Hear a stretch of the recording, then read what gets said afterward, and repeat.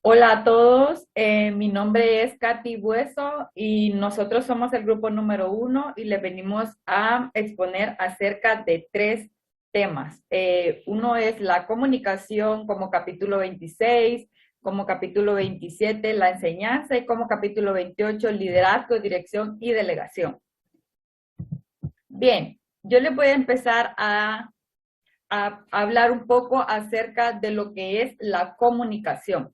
Bien, la comunicación es el proceso mediante el que los seres humanos cubren sus necesidades de supervivencia, establecen relaciones y experimentan emociones. Esta comunicación en enfermería es un proceso dinámico usado para recoger datos de evaluación, enseñar y persuadir y expresar afecto y comodidad. Es una parte integral de la relación de ayuda. La comunicación tiene dos objetivos principales. Número uno, influenciar a otros y número dos, obtener información. La comunicación se puede describir como útil o inútil. Bien, la primera anima el intercambio de información, pensamientos o sentimientos entre dos o más personas. Esto sería un tipo de comunicación útil. La segunda, o sea, una comunicación inútil, bloquea o dificulta la transferencia de información y sentimientos. La comunicación es un proceso. Este proceso implica la emisión de señales tales como sonidos, gestos o señas con la única intención de dar a conocer un mensaje. Los elementos que componen el proceso de la comunicación son el código, el canal, el emisor y el receptor. Bien, la comunicación es un proceso bidireccional en el que intervienen el emisor y el receptor de un mensaje. Puesto que la finalidad de la comunicación es provocar una respuesta, este proceso debe ser continuo. El receptor del mensaje se convierte en emisor de una respuesta y el emisor original se convierte en receptor. Aquí lo podemos notar mejor en lo que es el esquema que aparece en la imagen acerca de los elementos del proceso de comunicación. Bien, este proceso posee elementos. Uno de los elementos principales es el emisor. Es el sujeto con un objetivo y una razón para ponerse en comunicación. Es la fuente de la cual parte un mensaje o información. Es decir, este es el sujeto que emite la información para que el receptor la pueda decodificar. Este emisor o sujeto tiene la función de codificador. El emisor debe tener la capacidad de organizar el mensaje de tal manera que el receptor lo pueda decodificar, como lo habíamos dicho anteriormente. Bien, otro de los elementos del proceso de la comunicación es el receptor. Este receptor es todo sujeto con capacidad de recibir, de ahí el origen de la palabra receptor, e interpretar un mensaje. El receptor es aquella persona a la que va dirigida la comunicación. El receptor realiza un proceso inverso al del emisor. Si el emisor tiene la función de codificador, el receptor descifra e interpreta los signos utilizados por el emisor, es decir, decodifica este mensaje que el emisor le ha emitido. Bien, otro elemento es el mensaje. Este es el que contiene la información que el emisor envía envía al receptor a través de un determinado canal o medio. Que estos pueden ser como el habla, la escritura o los medios audiovisuales. Otro elemento es el código. Este es el conjunto de rasgos que tiene el mensaje para que pueda ser entendido adecuadamente tanto como por el emisor como por el receptor. Un ejemplo de código podría ser la diversidad del lenguaje que poseemos los seres humanos para comunicarnos. Bien, otro elemento del proceso de la comunicación es el canal. Este es el medio por el cual se transmiten las señales que portan la información o mensaje. que pretenden intercambiar emisor y receptor. Esto puede ser de persona a persona, lo podemos hacer por medio de un mensaje de texto, una llamada telefónica. Ese sería el canal de la comunicación. Bien, existen también modos de comunicación. Como número uno de tipo de comunicación está la comunicación verbal. Esta comunicación es aquella en la que se utilizan las palabras. El mensaje que se transmite se articula y expresa a través de la comunicación oral o escrita. La comunicación verbal es en gran parte consciente, debido a que las personas eligen las palabras que usan. Las palabras empleadas varían entre los individuos según la cultura, el nivel socioeconómico, la edad y la educación. Cuando eligen las palabras para decir o escribir, los profesionales de la enfermería deben considerar el ritmo, la entonación, la simplicidad, la claridad y la brevedad, el momento y la relevancia, la adaptabilidad, la credibilidad y el humor. Aquí en el esquema podemos ver lo que es la comunicación verbal y los tipos de comunicación verbal, que es la oral y la escrita. Como tipo número 2 de comunicación está la comunicación no verbal. Esta es un proceso de comunicación mediante el cual se transmite un mensaje por medio de gestos, signos o indicios, es decir, sin palabras, como se utiliza en la comunicación verbal, que se utilizan las palabras. Ya en esta comunicación no verbal no se hace uso de palabras. Al contrario, como había dicho, lo que es la comunicación verbal. Muchas veces la comunicación no verbal dice más a los otros sobre los sentimientos de una persona que lo expresado con palabras, puesto que la conducta no verbal está menos controlada conscientemente que la verbal.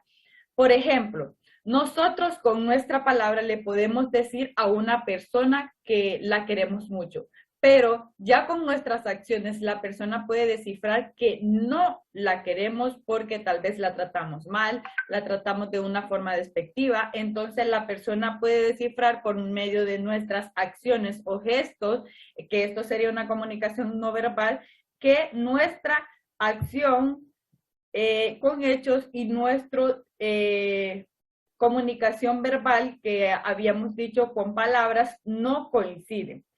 La comunicación, como había dicho, esto puede contradecir lo que decimos, lo que es la comunicación no verbal. Aquí vemos en el esquema que en la comunicación no verbal se utilizan gestos, imágenes o sonidos. Bien, ahora los dejo con mi compañera Astrid.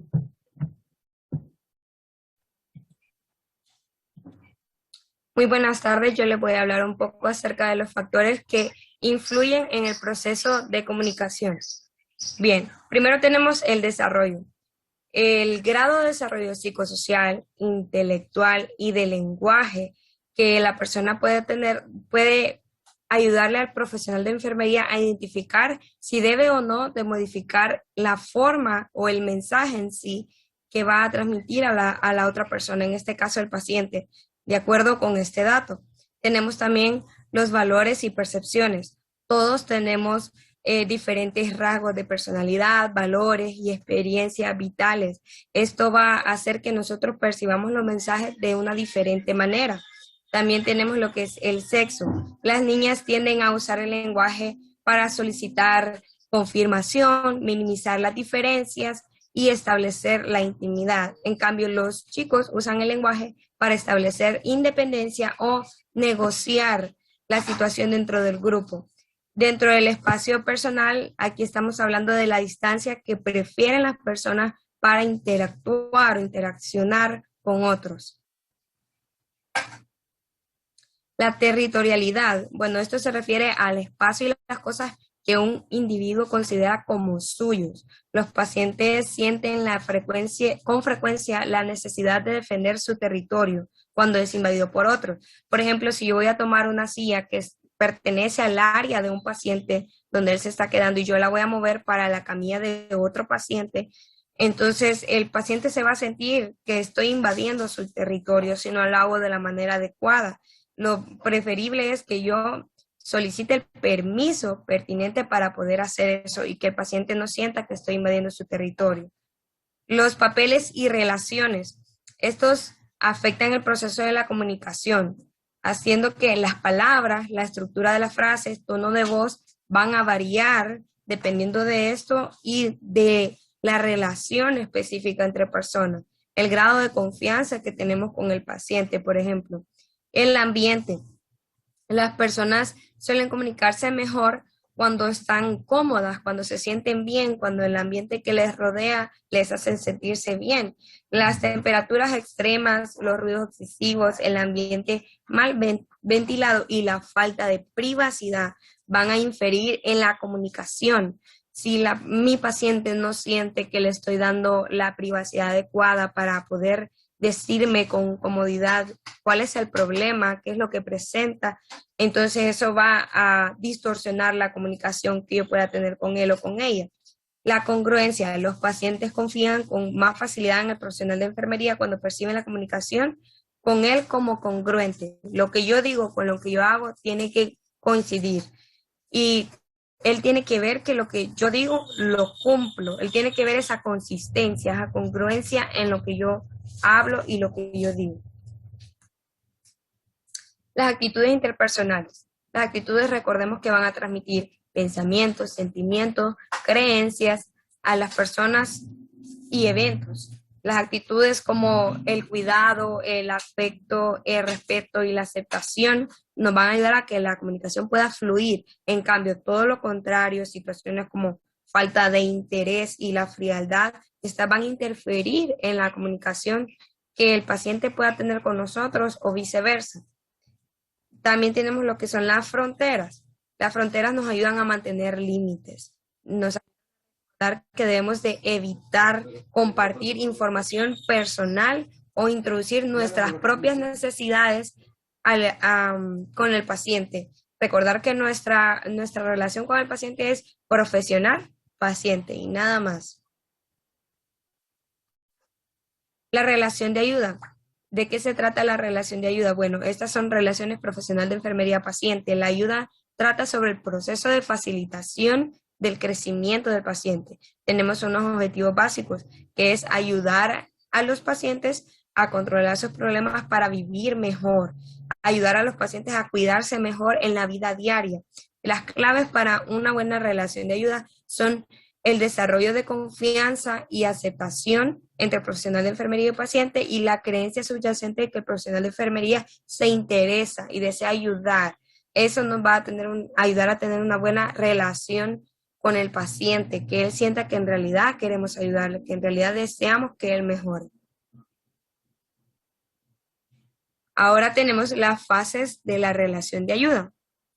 Tenemos la de preinterpretación. Aquí vamos a revisar datos, a evaluarlos, el conocimiento pertinente que nos va a ayudar a considerar las áreas de problemas potenciales y desarrollar planes de acción. La introductoria, esta trata simplemente de presentarnos con el paciente y viceversa, y así como también explicar cuál es nuestro papel en esta relación para que él pueda tener una idea de lo que puede esperar de nosotros. La fase de trabajo donde ponemos en acción, donde ejecutamos lo que consensuamos en la fase introductoria.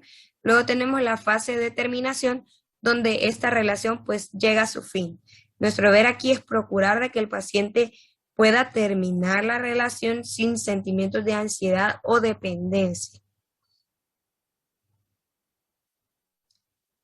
Las comunicaciones en grupo.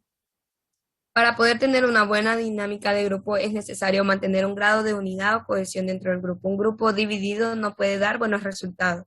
Desarrollar y modificar su estructura para mejorar su efectividad, así como cumplir su objetivo. Nunca perder de vista cuál es nuestro objetivo como grupo. Tenemos varios tipos, dentro de ellos el grupo de tareas.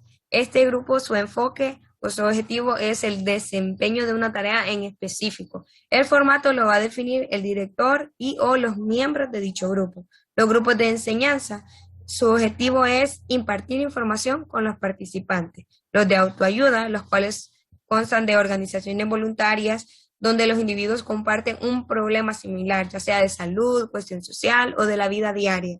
Por ejemplo, los alcohólicos anónimos. Estos grupos están compuestos por personas donde solo ellos que padecen o sufren esa situación pueden comprender al uno al otro. Los grupos de autopercepción y de crecimiento. Estos buscan mejorar el funcionamiento de la persona en un grupo, ya sea que estemos hablando de trabajo, la familia, la comunidad, etc. Los de terapia. Estos abarcan más que todo la salud mental.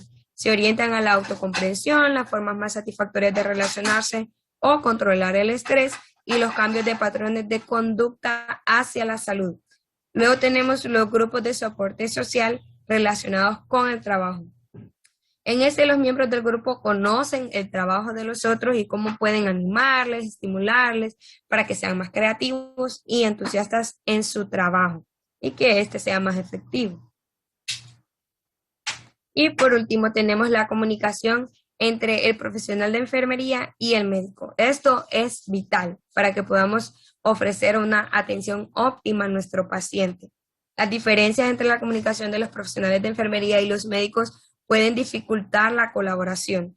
En general, los profesionales de enfermería han sido instruidos para que sepan expresarse tanto de manera verbal como por escrito. En cambio, a los médicos se les ha enseñado a enfocarse en la brevedad, la concisión y valorar que se centren en los problemas. Por eso es importante una inteligencia emocional. Hablamos de la capacidad de entablar buenas relaciones de trabajo con los compañeros, mostrar madurez en una diversidad de situaciones y poder resolver los conflictos. La comunicación asertiva favorece la seguridad de los pacientes a minimizar los errores de comunicación con los colegas. El paciente, al ver de que yo, con el médico que estoy trabajando, tengo una buena relación, una buena comunicación, él va a sentirse seguro porque va a percibir que está en buenas manos. La comunicación no asertiva. Esta ya trata sobre comportamientos interpersonales que se consideran no asertivos como el sumiso y agresivo. Ahí ya estamos hablando de un nivel de comunicación no deseado que no debería de existir y que va a intervenir de manera negativa en la forma como trabajamos con nuestro paciente en colaboración con el médico. Esto es toda mi parte. Gracias. Poquito.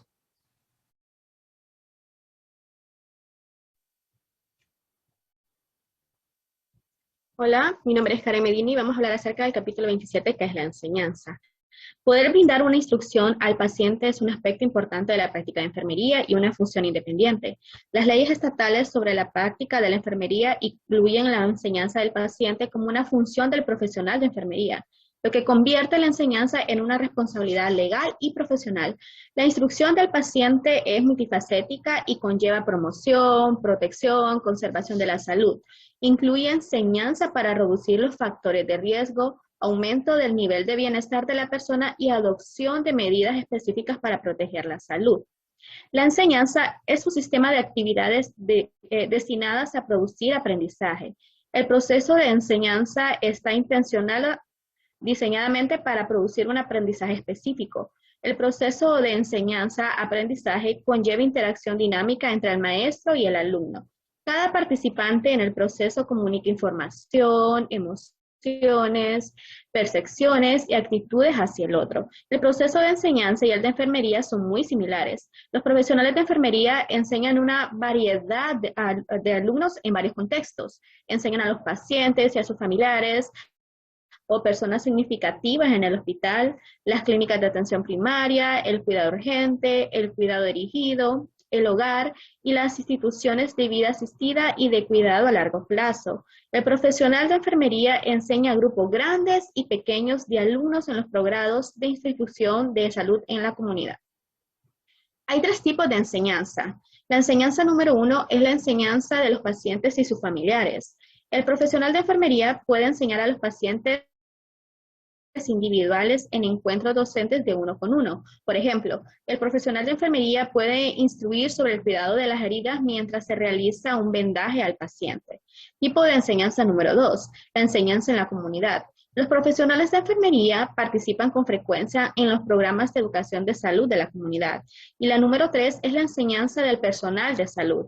Los profesionales de enfermería también participan en la instrucción de colegas profesionales mediante los programas dentro del servicio. Por ejemplo, tenemos los profesionales de enfermería experimentados que pueden actuar como preceptores para los profesionales de enfermería recién graduados o recién empleados. El aprendizaje. Como todas las personas, los pacientes pueden tener diversidad de necesidades de aprendizaje. La necesidad de aprendizaje es un deseo o una necesidad de conocer algo que en la actualidad el individuo desconoce. Las actividades del aprendizaje incluyen nuevo conocimiento e información, pero también pueden abarcar una capacidad o habilidad física nueva o diferente, una conducta nueva o un cambio de conducta antigua. El aprendizaje es un cambio de la disposición o la capacidad humana que persiste y no se puede adquirir solo por crecimiento. Un aspecto importante del aprendizaje es el deseo del individuo de aprender y de actuar de acuerdo con lo aprendido, lo que se conoce como cumplimiento. En el aprendizaje existen dominios, que esto los estableció Bloom en el año 1956 e identificó 3 dominios o 3 áreas de aprendizaje, que son el cognitivo, el afectivo y el psicomotor. En el cognitivismo tenemos que concibe el aprendizaje como una actividad cognitiva compleja. En otras palabras, el aprendizaje es gran parte del proceso mental, intelectual o de pensamiento. El alumno estructura y procesa la información. Las percepciones son elegidas selectivamente por el individuo y las características personales tienen un impacto sobre el modo como se percibe una pista. Los cognitivistas también resaltan la importancia de los contextos sociales, emocionales y físicos en los que ocurre el aprendizaje, tales como la relación entre el maestro, el alumno y el entorno. La disposición y el desarrollo de la disposición individual expresadas como motivación son otros factores claves asociados con los métodos cognitivismo. También tenemos el dominio afectivo, conocido como dominio de los sentimientos. Se divide en categorías que especifican el grado de profundidad de las respuestas emocionales de una persona ante las tareas. Incluye los objetivos emocionales, los sociales, como los sentimientos, intereses propios, actitudes o apreciaciones del individuo. Y tenemos el último dominio, que es el dominio psicomotor o el dominio de las técnicas, que en ese se incluyen las capacidades motoras gruesas y las finas, como por ejemplo cuando los enfermeros tenemos la capacidad de poner una inyección, desarrollamos ese tipo de dominio. Tenemos que tener claro que los profesionales de enfermería debemos de incluir los 3 dominios de Bloom en los planes de enseñanza a los pacientes. A continuación, los dejo con mi compañero Arnulfo para que les pueda seguir explicando acerca del tema del capítulo 27. Dentro de lo que es el capítulo número 27, tenemos que tomar en cuenta, ¿verdad?, que el aprendizaje no es una rama que solamente tiene un sentido. De hecho, dentro de lo que es el aprendizaje tenemos 3 constructos teóricos principales, que son conocidos como conductismo, cognitivismo y humanismo. El conductismo, que su principal contribución es aplicada a la enseñanza, en el cual el aprendizaje se debe basar en la conducta del alumno, y este es observable de una forma directa. Los profesionales de enfermería que utilizan la teoría de conductista identifican lo que deben enseñar e inmediatamente perciben y recompensan las respuestas correctas. Sin embargo, esta teoría no es muy fácil de utilizar en aquellas situaciones donde el aprendizaje tiene varios niveles, pues de una manera muy compleja. Y esto limita el papel del alumno en el proceso de enseñanza a hacer solo aquello que recibe la información. Luego tenemos lo que es la teoría del cognitivismo. El cognitivismo concibe el aprendizaje como una actividad cognitiva compleja. La anterior era de una manera simple, esta de una manera compleja. En otras palabras, el aprendizaje es en gran parte un proceso mental, intelectual o de pensamiento, donde el alumno estructura y procesa la información, no solo la recibe. Los usuarios de la teoría cognitiva reconocen que el nivel de desarrollo del alumno y esto afecta directamente a la forma en cómo atienden a las motivaciones y el ambiente del mismo. Sin embargo, muchos otros factores, tales como las motivaciones o ambiente, pueden situarse de una manera externa al control del profesor, por lo cual esta teoría está sujeta a factores externos, no solo factores internos. Y en otro caso tenemos el humanismo. La teoría humanista del aprendizaje se centra en las cualidades cognitivas y afectivas del alumno. De acuerdo con la teoría humanista, se cree que el aprendizaje debe ser automotivado, autoiniciado y autoevaluado por cada persona. Cada individuo es considerado un conjunto único de factores biológicos, psicológicos, sociales, culturales y espirituales, por lo cual cada individuo de su manera es único. Mediante el empleo de una teoría humanista del aprendizaje se debe tomar en cuenta que el profesional de enfermería se centra en la importancia del individuo, tanto para la identificación de las necesidades que tenga como en la asunción de las responsabilidades que debe recibir en base a las necesidades que tenga.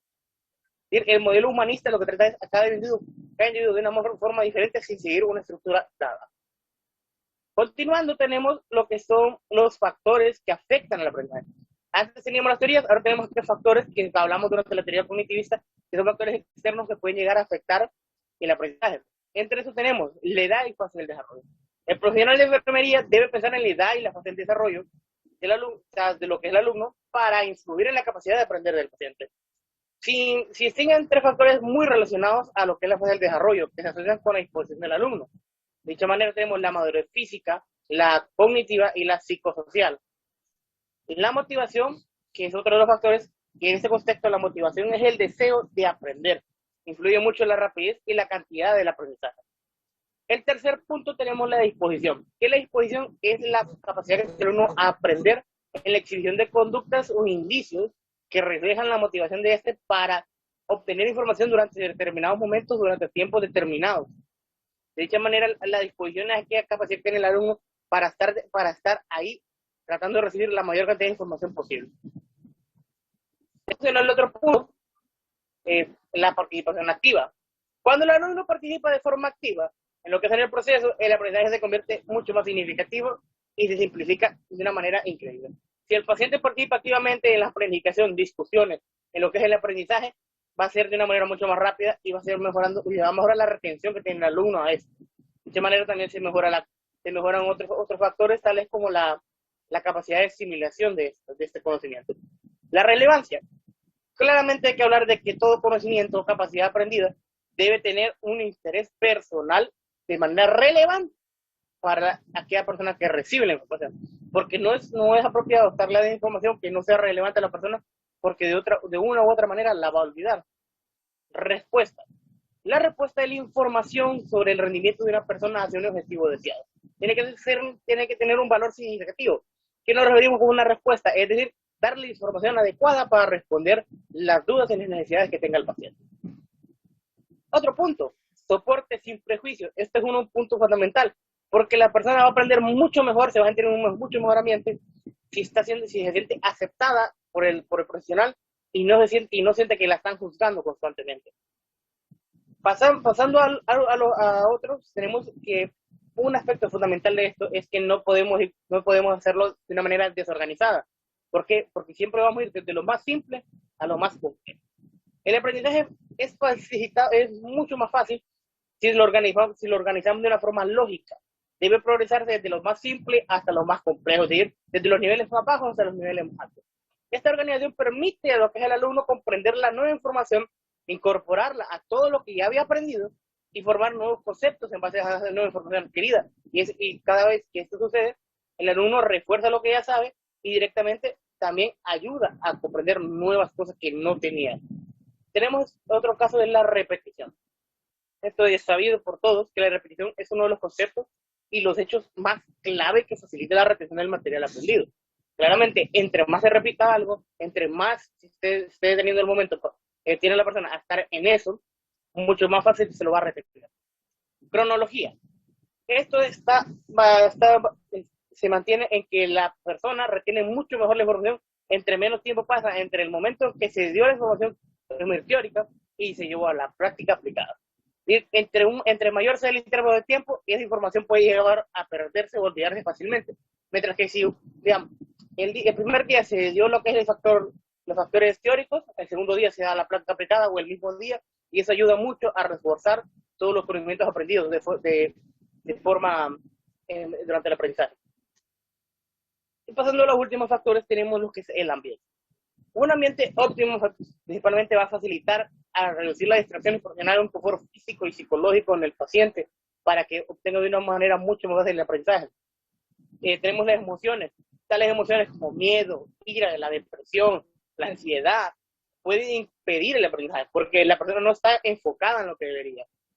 También tenemos los acontecimientos fisiológicos, que los acontecimientos fisiológicos como la enfermedad crítica, los dolores, efectos sensoriales, van a evitar o directamente van a inhibir que la persona pueda aprender algo, por lo cual el profesional de enfermería debe realizar valoraciones en base para saber si es correcto que inicie ciertos procesos o ciertas técnicas de aprendizaje. Aspectos culturales. Esto es algo fundamental como profesional de enfermería, que son las barreras culturales. No todas las personas van a entender el lenguaje que tenga un profesional de enfermería. No todas las personas van a entender un lenguaje técnico o no tienen el mismo nivel educativo. ¿Por qué? Porque cada persona tiene lenguas o tiene valores diferentes. Por ende, el profesional de enfermería debe saber de qué manera debe actuar frente a la persona, tomando en cuenta todos los aspectos culturales de esta misma. Y por último, tenemos la capacidad psicomotora, que es importante que el profesional de enfermería tenga en cuenta las capacidades psicomotoras del paciente. Esto principalmente porque no se puede realizar una enseñanza en base a aplicación práctica si la persona no está apta para realizarla debido a que tiene problemas psicomotores. Dicho todo esto, se terminaría el capítulo número 27. Tengan buen día, yo soy Jacqueline Murillo y les hablaré sobre el liderazgo, la dirección y la delegación de las enfermeras. Esto lo encontramos en el capítulo 28. Empezaré hablando lo que es liderazgo, pero haré una comparación ahorita entre liderazgo y dirección.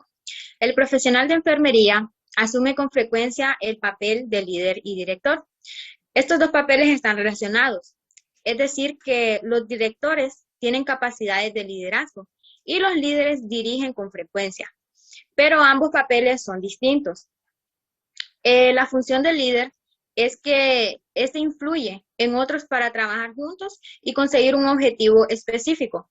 Y el director, este es un empleado de una organización al que se le otorga autoridad, poder y responsabilidad para planear, organizar, coordinar y dirigir el trabajo de otros. Tenemos dos tipos de liderazgo, son el formal y el informal.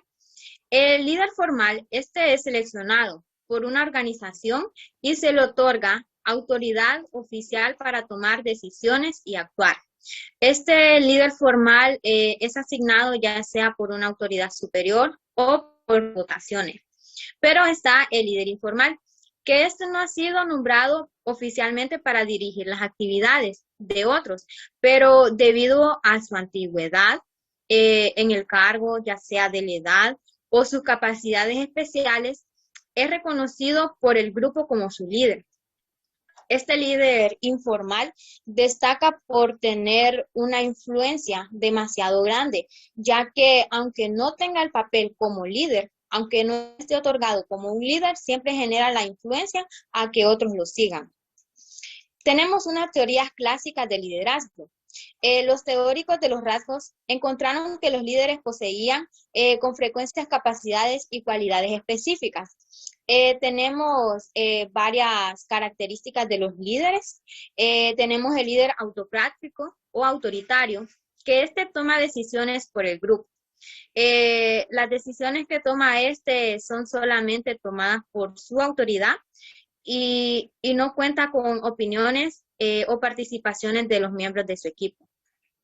Está el líder democrático, que este anima la discusión en grupo y la toma de decisiones es grupal. Tenemos al líder permisivo, que este líder permisivo reconoce la necesidad de autonomía y autorregulación del grupo. Y tenemos el líder burocrático, que este no confía en sí mismo ni en los demás para la toma de decisiones, sino que se basa en las reglas y políticas de la organización para dirigir. Este tipo de líder no es creativo, casi no usa el pensamiento crítico, sino que él trabaja sistemáticamente con lo que ya está planteado. Y tenemos también teorías contemporáneas, que las teorías contemporáneas sobre liderazgo, los teóricos contemporáneos han descrito varias características de los líderes. Están los líderes carismáticos, que este se caracteriza por una relación emocional con los miembros de su grupo.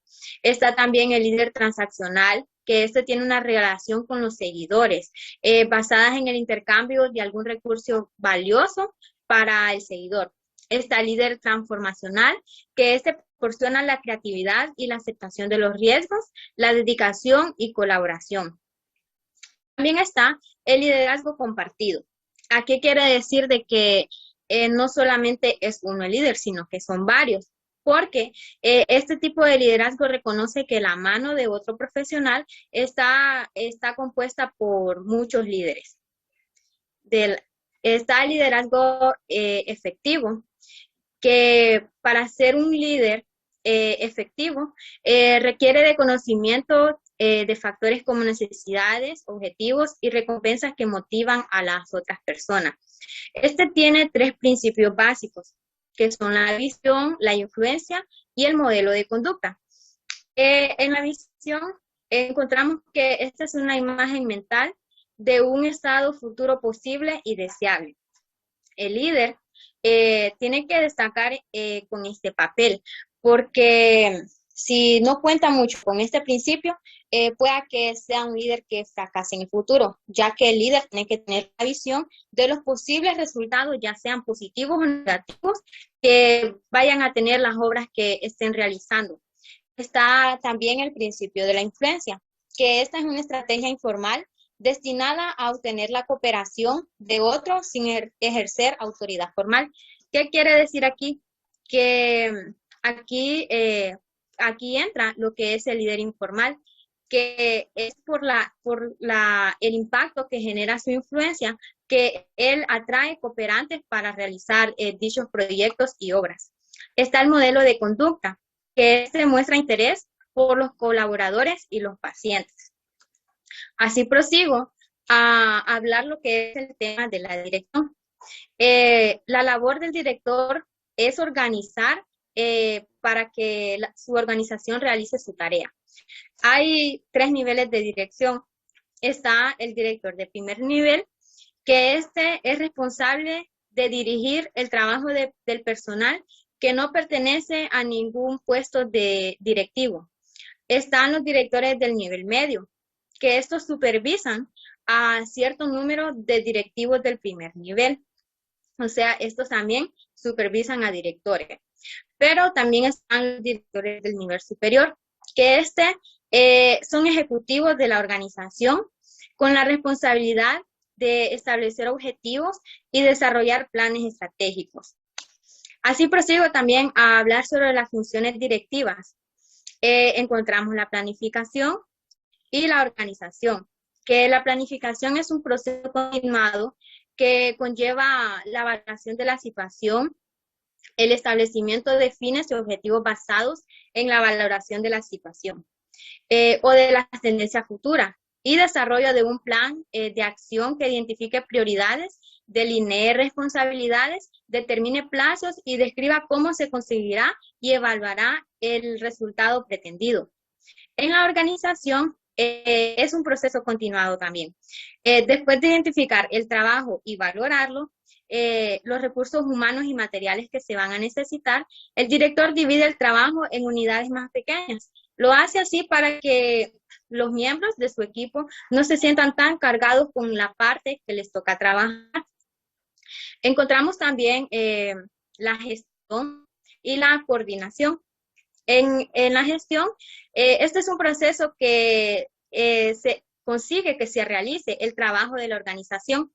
La gestión conlleva asignación, comunicación de las expectaciones sobre la tarea a contemplar, también suministros de instrucción y guía. También aquí se toma la toma continuada de decisiones. Está la coordinación, que este es el proceso de la realización de los planes y la valoración de los resultados. Aquí el director mide los resultados o las acciones en comparación con las normas o con los resultados deseados, y después refuerza las acciones efectivas o cambia las ineficaces. Así prosigo a hablarles sobre las capacidades y competencias de los directores de enfermería.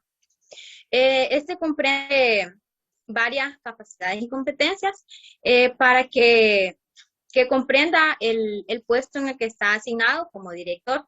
Está el razonamiento crítico, que este es un proceso cognitivo creativo, que incluye la solución de problemas y la toma de decisiones. Está la comunicación. La buena comunicación es esencial y muchas veces determinan el éxito del director. Está la gestión de recursos, que esta es la elaboración del presupuesto y la determinación de las diferencias entre los gastos reales y los presupuestados son capacidades cruciales para cualquier director. Está la potenciación del rendimiento del empleado. Aquí quiere decir que los directores disponen de varios métodos para potenciar el rendimiento de los empleados por los que está dirigiendo. Encontramos también la construcción y dirección de equipos. Aquí el director es responsable de formar y dirigir el equipo. La familiaridad con los procesos del grupo facilita la capacidad del director para dirigir el grupo y potenciar la transformación del grupo en un equipo de trabajo. Así sigo con la gestión de los conflictos.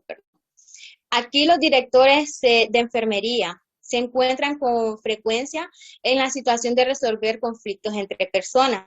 Esto se da en los hospitales cuando dentro de los mismos compañeros, dentro del mismo equipo de trabajo, no hay un acuerdo, ya sea de ideologías, de valores, filosofías o personalidades. Está también la distribución de tiempo, que aquí el director de enfermería efectivo, como ya lo habíamos mencionado, utiliza tiempo con eficacia y ayuda a que los demás hagan lo mismo.